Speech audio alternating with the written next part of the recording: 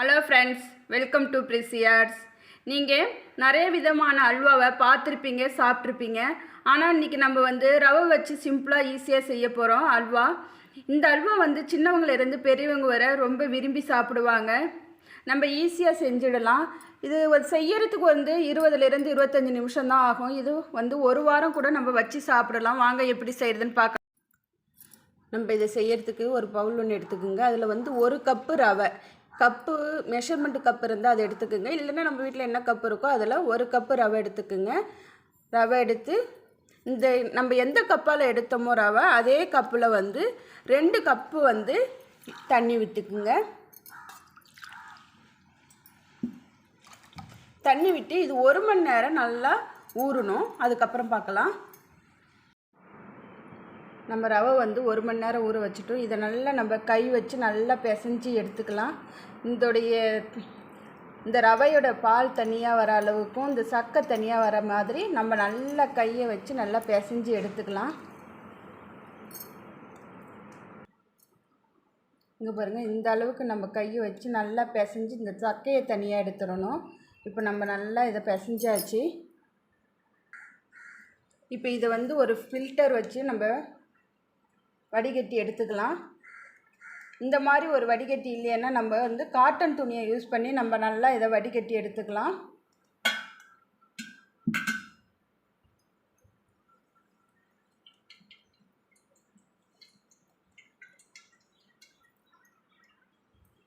நம்ம நல்லா வடிகட்டிட்டோம். இதில் திரும்பவும் இதில் 1 கப்பு அளவு தண்ணி ஊற்றி திரும்ப நம்ம வடிகட்டி எடுத்துக்கலாம். இப்போ இதோட சேர்த்து 3 கப்பு நம்ம தண்ணி வடிகட்டி வச்சுருக்கோம். இப்போ நம்ம 3 கப்பு அளவுக்கு ரவை பால் எடுத்து வச்சுருக்கோம். நம்ம அடுப்பை ஆன் பண்ணி ஒரு பேன் ஒன்று வச்சுருக்கோம்.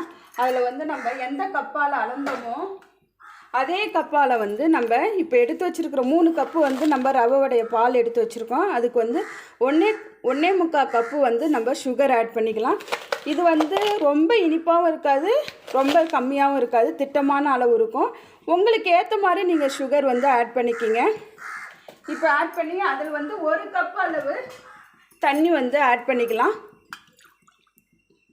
1 கப்பு அளவு தண்ணி ஆட் பண்ணிக்கிங்க.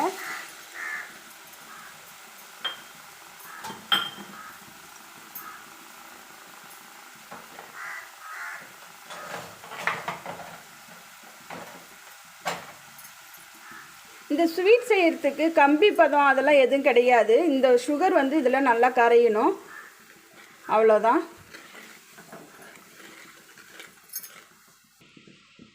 நம்ம இன்னொரு அடுப்பில் இன்னொரு கடாய் வச்சுருக்கோம். அந்த கடாயில் நம்ம ஒரு 3 ஸ்பூன் சுகர் ஆட் பண்ணிக்கலாம்.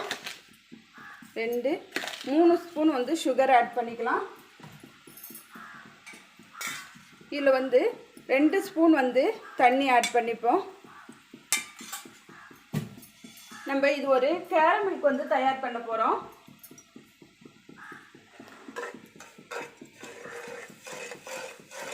இதுக்கு நம்ம இந்த அல்வாவுக்கு எந்த ஒரு கலரும் நம்ம ஃபுட் கலர் ஆட் பண்ணல.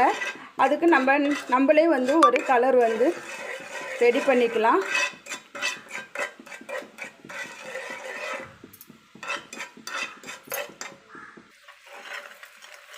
இந்த கேரமலுக்கு நல்லா ப்ரௌன் கலராக ஆகணுன்னு அவசியம் இல்லை. ஒரு லைட் எல்லோஷ் கலர் வந்தால் போதும்.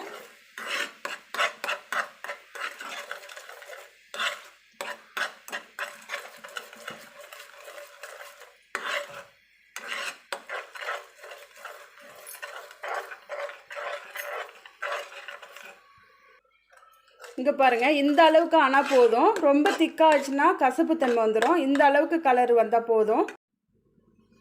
இப்போ நம்ம சுகர் நல்லா கரைஞ்சிடுச்சு. இப்போ நம்ம எடுத்து வச்சுருக்கிற ரவை பால் இதில் ஆட் பண்ணிக்கலாம். ரவை பாலை ஆட் பண்ணி இப்போ நம்ம ரெடி பண்ணி வச்சுருக்க கேரமல் கலரையும் இதில் ஆட் பண்ணிக்கலாம். இங்கே பாருங்கள், நம்ம கிளறிட்டே இருக்கும்போது திக்காகிட்டு இருக்கு பாருங்கள்.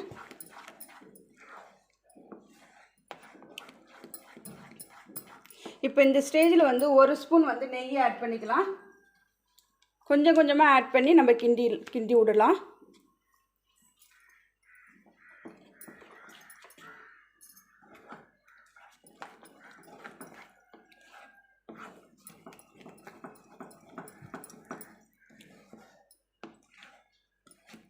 இது நல்லா சுருண்டு வரணும். இப்படி நம்ம தூக்கி விடும்போது நல்லா விழுது மாதிரி விழுகிற அளவுக்கு நம்ம எடுத்துக்கணும். இதை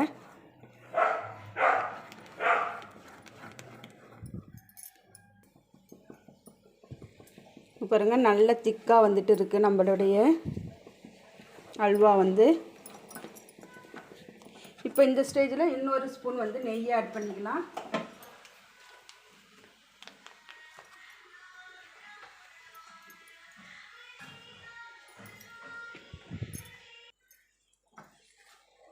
இப்போ நெய்யை சேர்த்து நல்லா கிளறுவோம். இது நல்லா பாத்திரத்தில் ஒட்டாமல் நல்லா சுருண்டு வரணும்.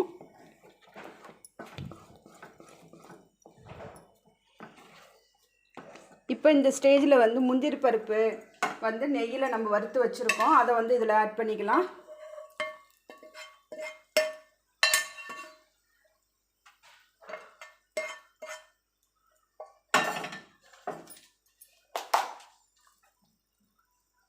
ஒரு ரெண்டு சிட்டிகை வந்து ஏலக்காய் பொடி வந்து பொடி பண்ணி வச்சுருக்கோம், அதையும் இதில் ஆட் பண்ணிக்கலாம்.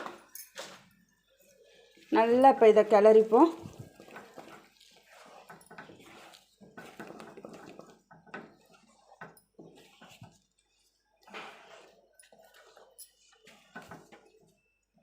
இது செய்யறதுக்கு ஒரு 20லேருந்து 25 நிமிஷம் ஆகும். ரொம்ப டேஸ்ட்டாக இருக்கும்.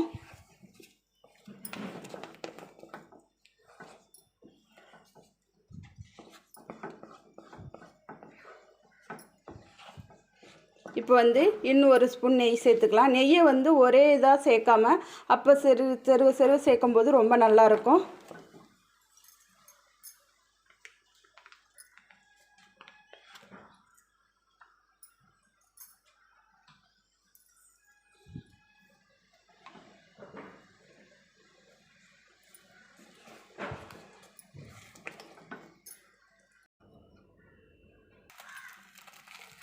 இப்போ பாருங்கள், நம்ம அல்வா வந்து பேனில் ஒட்டாமல் இப்படி விடும்போது அப்படியே நல்லா கண்ணாடி பதம் அளவுக்கு வருது பாருங்கள், விழுது மாதிரி விழணும்.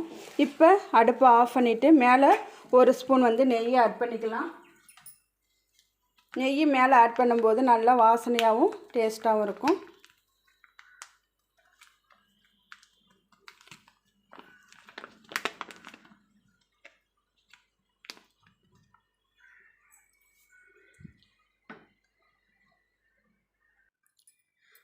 நம்மளுடைய அல்வா வந்து ரெடி ஆகிடுச்சு. இந்த மாதிரி செஞ்சு கொடுக்கும் முறையெல்லாம் எல்லாம் கேட்டு வாங்கி சாப்பிடுவாங்க. ரொம்ப நல்லா இருக்குன்னு என்ன அல்வான்னு கேட்டு வாங்கி சாப்பிட்ற அளவுக்கு இருக்கும். இந்த மாதிரி நீங்களும் ட்ரை பண்ணி பாருங்கள். உங்களுக்கு பிடிச்சிருந்தால் லைக் பண்ணுங்கள், ஷேர் பண்ணுங்கள், இந்த சேனலை சப்ஸ்கிரைப் பண்ணுங்கள். தேங்க்யூ.